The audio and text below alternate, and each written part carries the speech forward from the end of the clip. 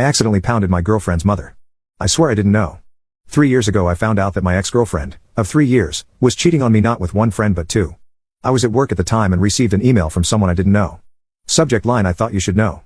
The video was of my ex and a friend going at it and her moaning his name. I was pissed and decided to go to the apartment we shared. Open the door and hear moaning.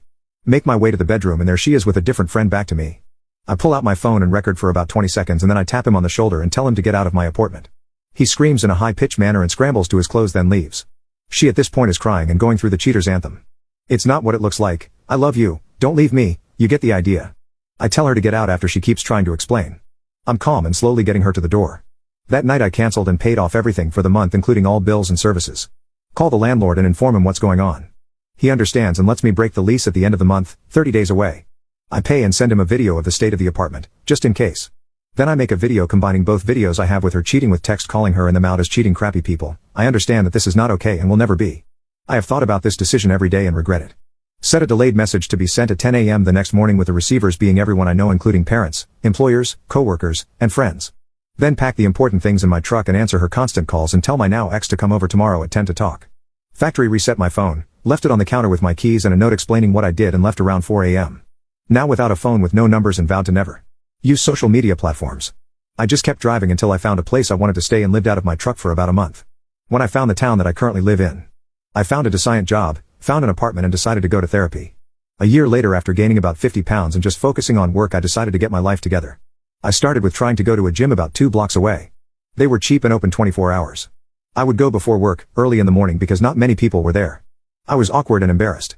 This is where I met Jane. Jane is fit and in her late 30s, early 40s. It started out her giving me advice and pointers. About a month later, I was flirting and touching. I made it clear that I was not looking for anything and she agreed. We started to hook up about 3 times a week. For about a year. Sometimes at the gym, my truck or my apartment. During this time she said she had a couple kids and their dad was not in the picture. It was fun and she taught me a lot and I worked on a lot of cardio and endurance with her. Around this time I decided to go back to college and get real about my future.